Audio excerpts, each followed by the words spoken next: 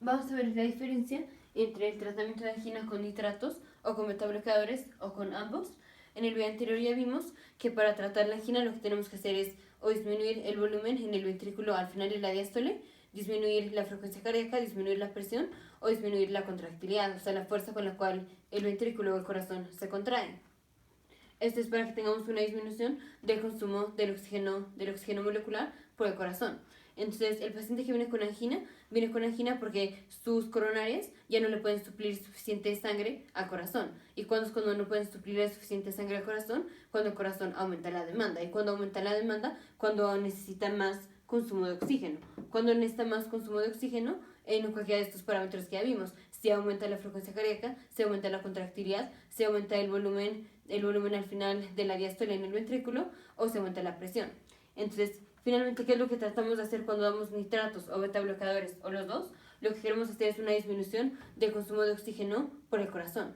Entonces, vamos a ver cómo se afectan cada uno de estos parámetros, si damos nitratos, si damos betabloqueadores o si damos ambos. Pero finalmente lo que vamos a tener, ya sea este o este, vamos a tener una disminución del consumo de oxígeno. Y ahorita vamos a ver por qué.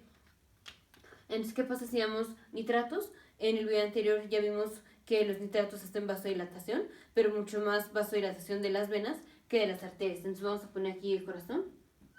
Aquí está el corazón. Y dijimos, el paciente que viene con angina tiene angina porque el corazón está trabajando más de la sangre que recibe. Entonces trabaja y necesita más sangre que la sangre que puede recibir. Entonces, esto es porque, ya vimos, porque aumenta la contractilidad, porque aumenta la frecuencia cardíaca, porque aumenta la presión o porque aumenta el volumen al final de la diástole. Y ahorita es este componente que vamos a ver. Si damos nitratos, al dar nitratos lo que hacemos es vasodilatación más de las venas que de las arterias. Entonces, si dilatamos la vena, ahora tenemos más calibre de la vena. Entonces, más calibre de la vena. Y entonces aquí, ahora que ya aumentó el calibre de la vena, aquí cabe más sangre. Aquí, en el volumen de la vena, cabe más sangre. Y si tenemos más sangre aquí, entonces menos sangre va a drenar al corazón. Entonces, antes teníamos una vena cava así, la vena cava inferior. Ahora que hicimos vasodilatación, aumenta el calibre de la vena. Y aquí se puede acumular la sangre. Y si se acumula la sangre aquí, menos sangre va a drenar al corazón. Y si tenemos menos sangre aquí, vamos a tener menos sangre en el ventrículo derecho al final de la diástole. Y por tanto, vamos a tener menos sangre que llegue al corazón izquierdo y vamos a tener pues menos sangre en el ventrículo izquierdo al final de la diástole. Entonces, aquí hay una disminución del volumen al final de la diástole. Vamos con la contractilidad. Si tenemos menos volumen aquí, recordemos que una disminución del volumen, pues esto va acompañado de un aumento de la contractilidad y de la frecuencia cardíaca. Entonces, vamos a recordar, el gasto cardíaco es igual al volumen latido, stroke volume, multiplicado por la frecuencia cardíaca. Si queremos mantener el gasto cardíaco constante, y ya vemos que al hacer una disminución de la sangre que le llega al corazón, pues vamos a expulsar menos sangre, porque le llegó menos sangre al corazón. Si le llega menos sangre al corazón, como ya vimos, entonces tenemos una disminución del volumen latido, vamos a expulsar menos sangre, y por eso disminuye el consumo de oxígeno. Pero ahorita vemos eso. Vamos a disminuir el volumen latido, el volumen de sangre que vamos a expulsar. Y si queremos mantener constante el gasto cardíaco, tenemos que aumentar la frecuencia cardíaca o tenemos que aumentar la contractilidad. ¿Por qué aumentar la contractilidad? Porque si aumentamos la contractilidad, pues vamos a aumentar el volumen que vamos a sacar del ventrículo izquierdo. Si aumenta la contractilidad, pues como se contrae con más fuerza, o sea, es como si exprimiéramos al corazón con más fuerza, pues más sangre se va a salir del ventrículo izquierdo hacia la aorta. Entonces, ¿de qué manera mantenemos constante el gasto cardíaco, dado que ya hicimos una disminución de la sangre que le llega al corazón?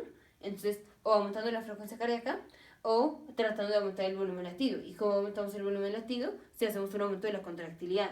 Entonces, al paciente que lo estamos tratando con nitratos, ¿cómo va a estar la contractilidad? Si disminuyó el volumen de sangre que le llega al corazón. Ya vimos por qué.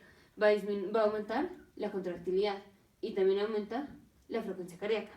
¿Cómo va a estar la presión? La presión va a disminuir. ¿Por qué disminuye la presión?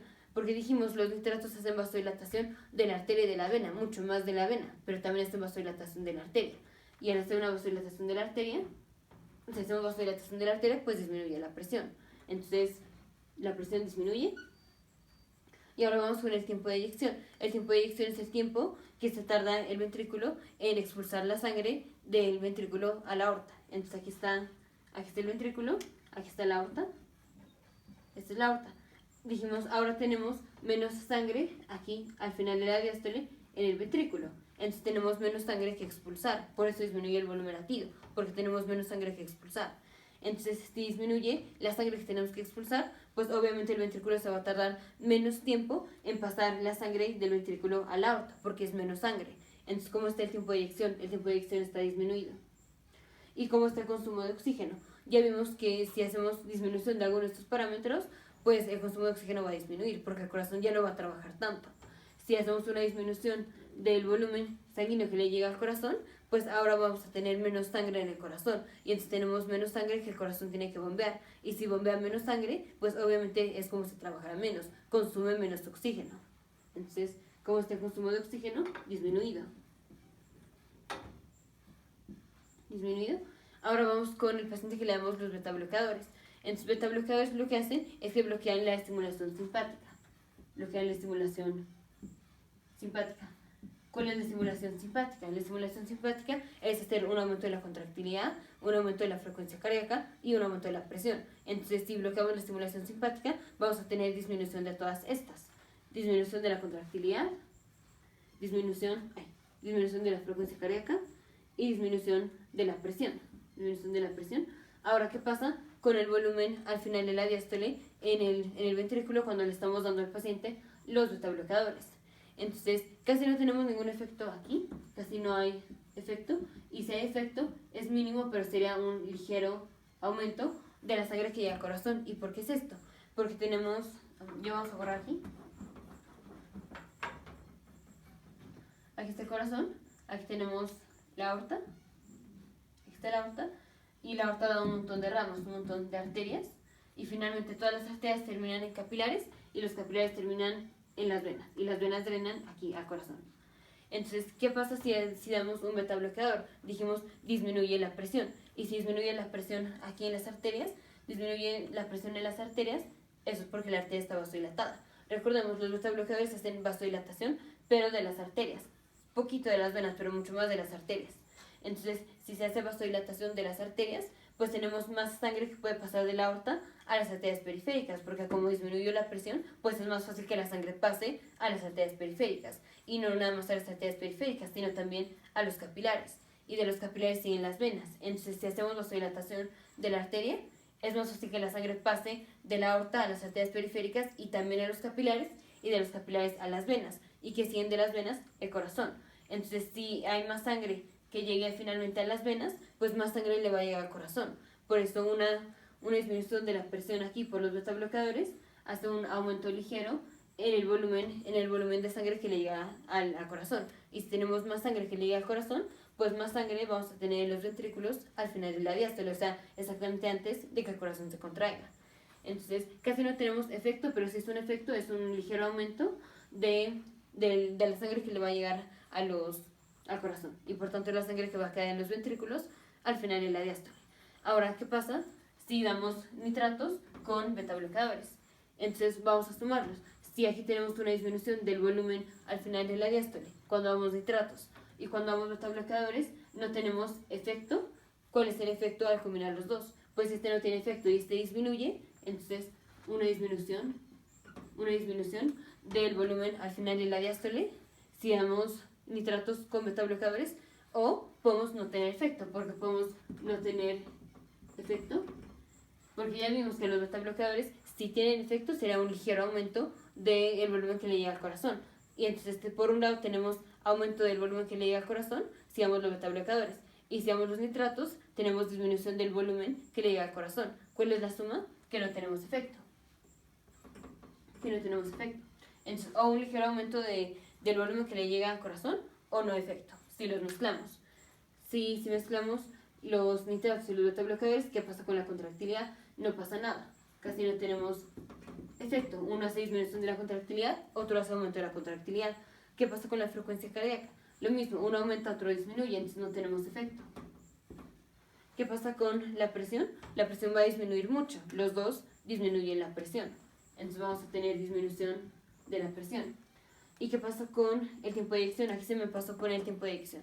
Entonces, vamos a ver el tiempo de eyección en el paciente que viene, que le estamos dando beta bloqueadores.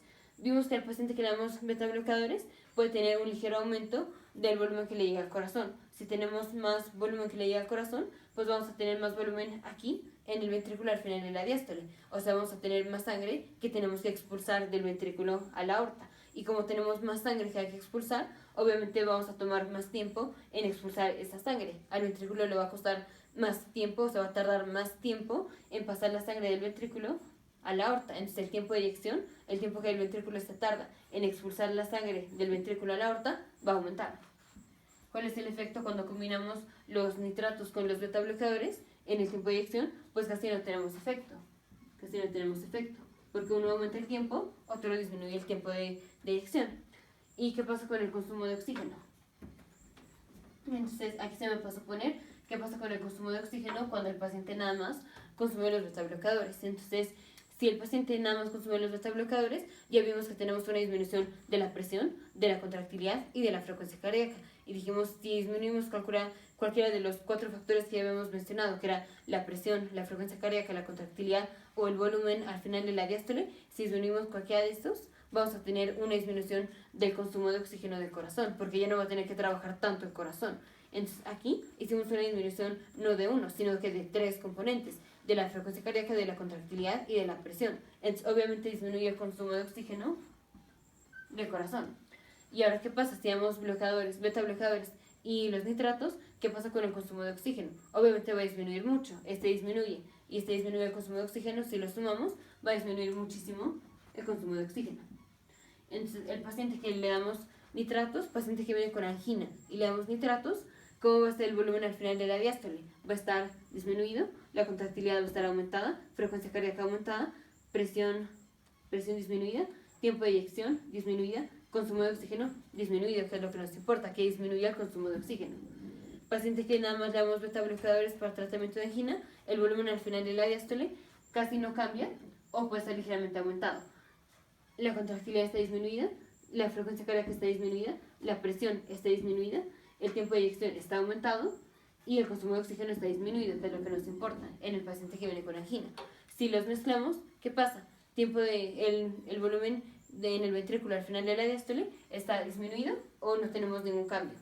¿Qué pasa con la contractilidad? No tenemos ningún efecto. ¿Qué pasa con la frecuencia cardíaca? No tenemos ningún efecto. ¿Qué pasa con la presión? Tenemos mucha disminución de la presión, porque los dos hacen disminución de la presión. ¿Qué pasa con el tiempo de eyección? Casi no hay efecto.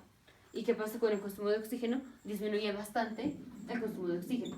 Entonces, estos son los tratamientos que podemos dar para el paciente con angina. O sea, nada más para tratar la angina, o damos nitratos, o damos beta bloqueadores, o podemos dar los dos. Y estos son los efectos que vamos a ver en el paciente. ¿Y por qué nos sirve dar nitratos o beta bloqueadores en este paciente? Porque de cualquiera de las dos maneras disminuye el consumo de oxígeno, que es lo que nos importa en el paciente que viene con angina.